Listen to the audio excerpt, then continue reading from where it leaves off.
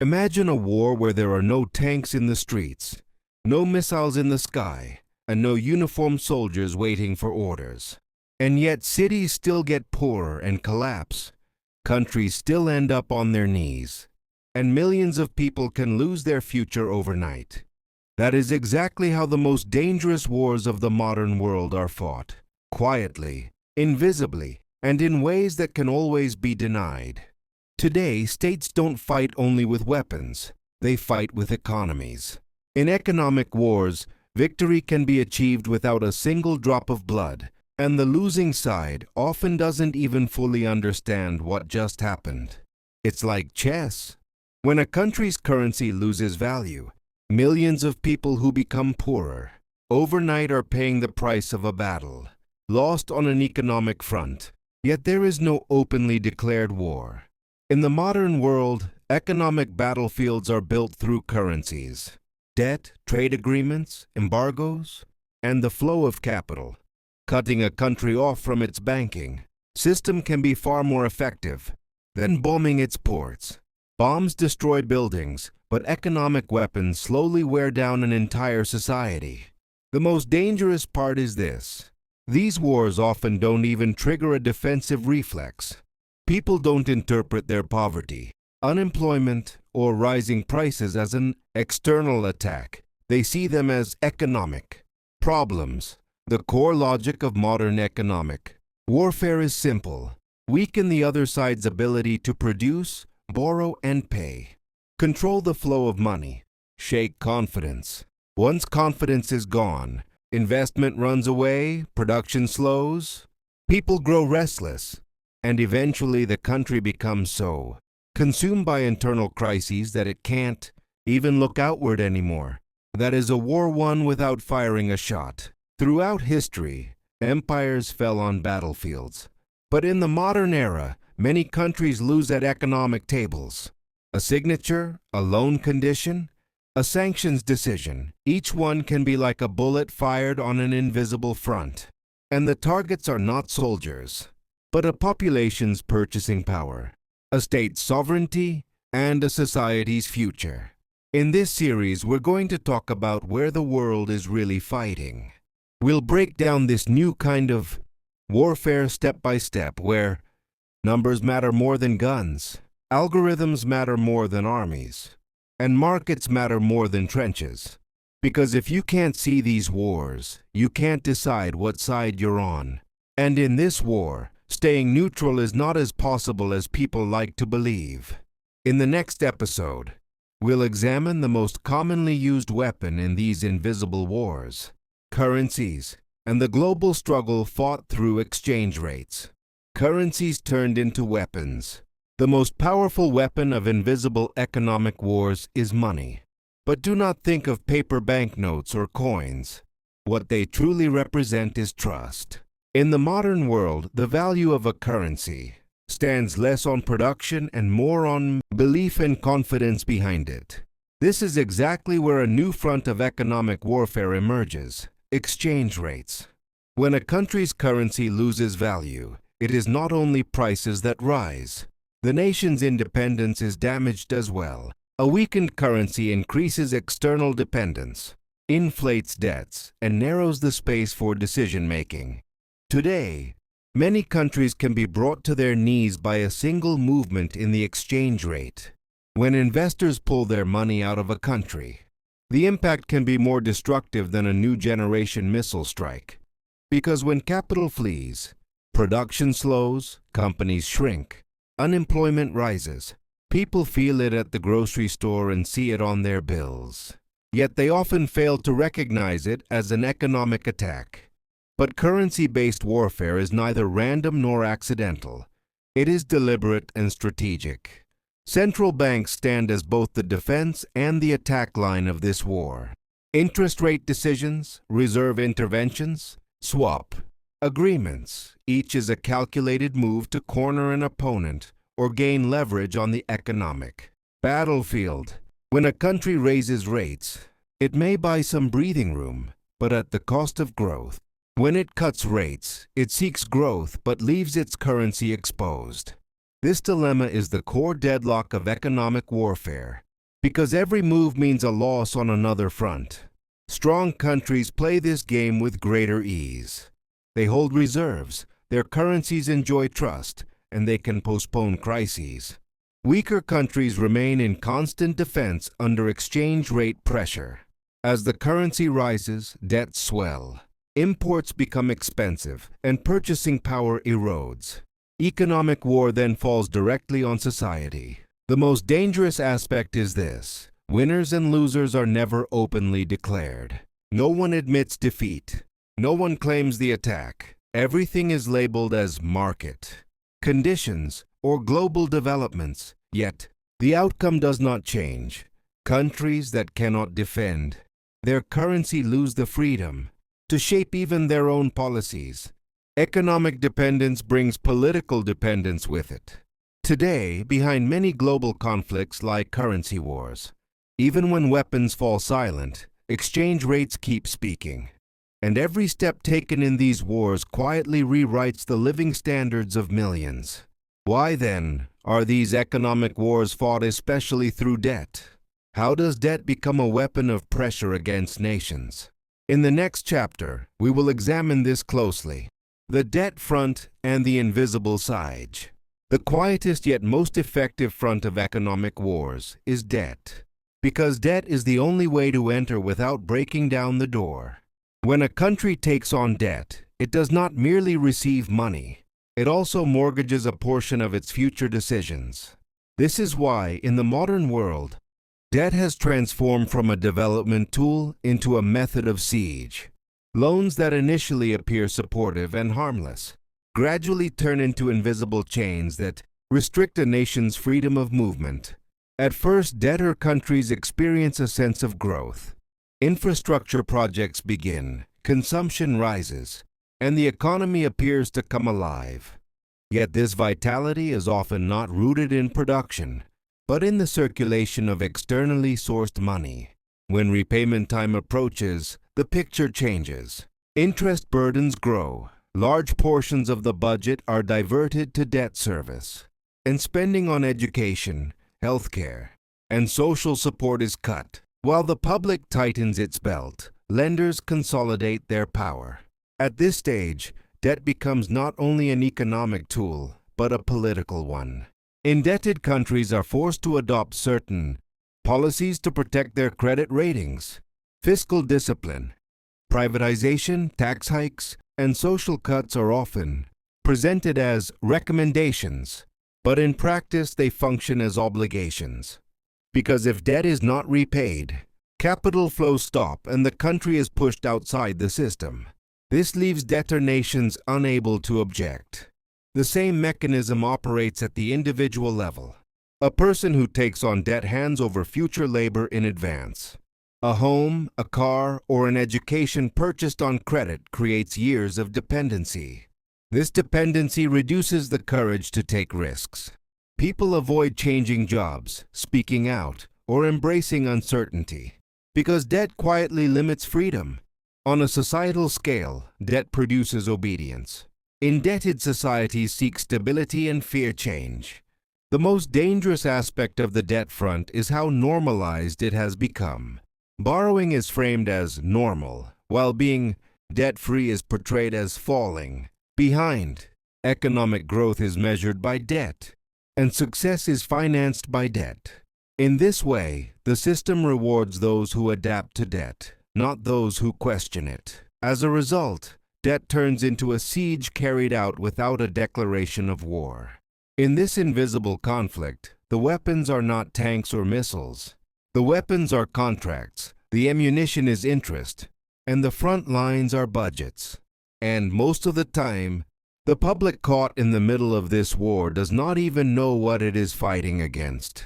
In the next chapter, we will examine how these economic wars are deepened through corporations and global actors, and how power becomes increasingly centralized. Corporations, markets, and the centralization of power.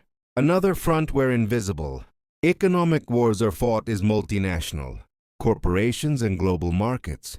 Because in the modern world, the most powerful actors are no longer only states. corporations that control massive capital, technology, and data flows have become structures that can make decisions faster than many countries, move more flexibly, and operate with far less oversight. For these companies, borders, flags, and ideologies are secondary concerns. The primary objective is the continuity of profit and dominance over markets. For this reason, a large portion of today's economic wars is conducted through these corporate giants. When a country seeks foreign investment, it offers tax cuts, loosens regulations, and cheapens labor. In the short term, these moves are perceived as growth. But in the long term, states gradually lose the ability to set their own rules. Because large corporations do not only invest where they go, they also establish bargaining power. The idea that if we leave, the economy will suffer becomes an invisible threat hanging over governments. As a result, laws begin to prioritize the demands of capital rather than the public good. Markets themselves are another critical weapon in this war.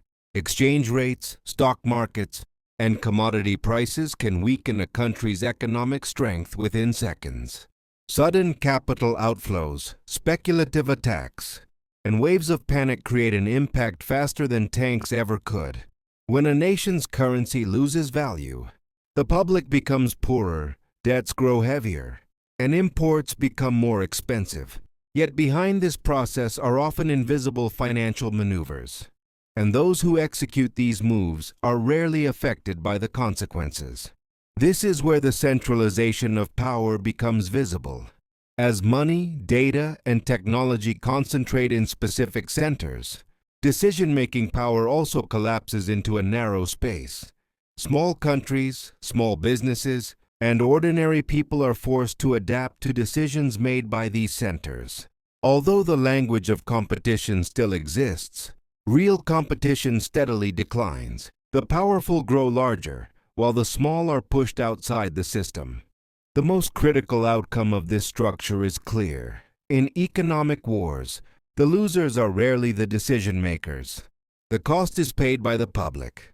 As unemployment, high living costs, and insecurity spread, the winners become even more invisible. Because power is no longer exercised through open conflict, but through algorithms, contracts, and market reactions. This is why the most dangerous aspect of weaponless wars is the uncertainty of who the enemy actually is. You can never clearly see who you are fighting. The battlefield is unclear, and the rules constantly change without your consent. In the next chapter, we will examine the psychological impact of these invisible wars on societies and how people are shaped within this system. The psychological front and invisible control.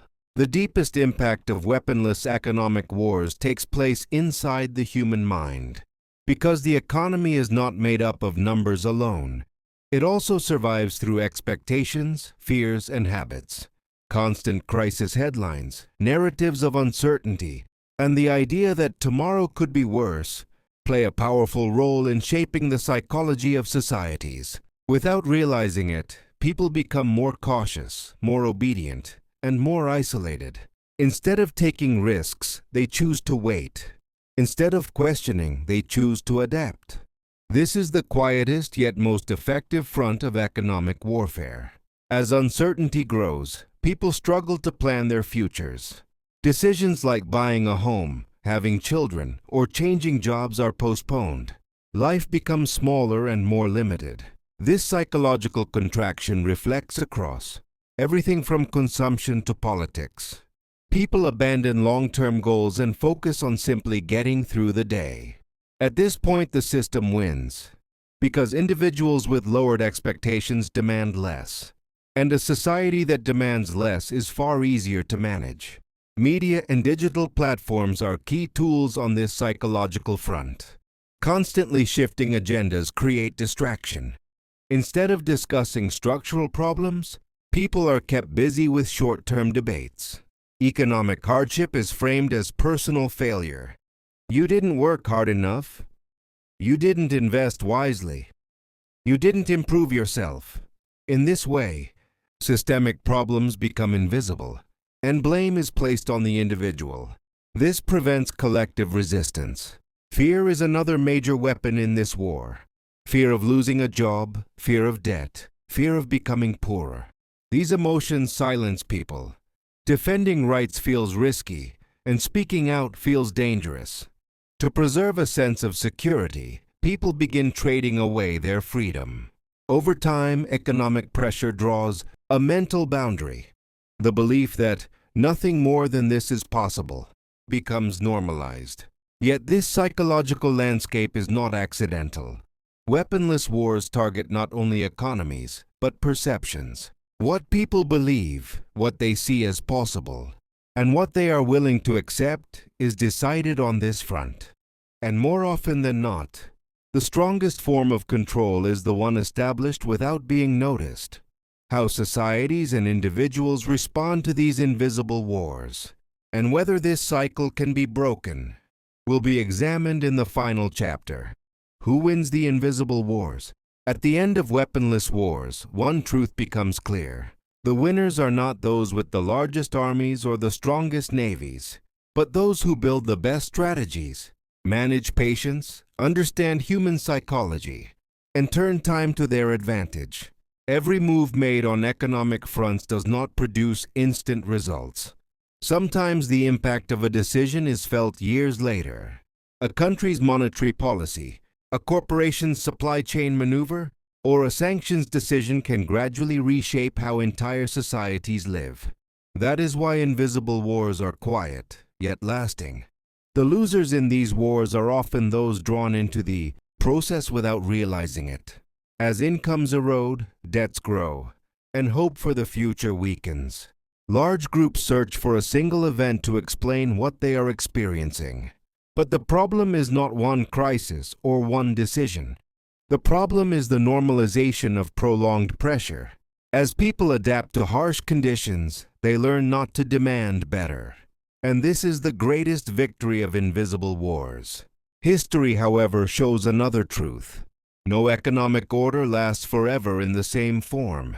No matter how skillfully invisible wars are conducted, questioning eventually begins. Societies start asking why they are getting poorer, why they are constantly told to tighten their belts, and why their labor no longer provides security. As these questions spread, the balance of power begins to shift. For individuals, the most important weapon at this stage is awareness, moving beyond seeing the economy as a purely personal income and expense issue and trying to understand the bigger picture is the first step. Because those who do not understand the system cannot challenge it. For societies, solidarity becomes decisive. Invisible wars are won by isolating people. Societies that act together can reduce this pressure. In the end, what governs the world after weaponless wars is not money or force, but what people are willing to accept. If loss is continuously normalized, the system endures. But if people begin demanding fairer distribution, greater transparency, and a more balanced economic order, the balance on invisible fronts changes. Ultimately, these wars are not won or lost on maps, but in minds. And the final question that must be asked is this: will we remain mere spectators of this invisible war, or will we understand its rules and choose our side? Because the choices made at this point can also change the fate of weaponless wars.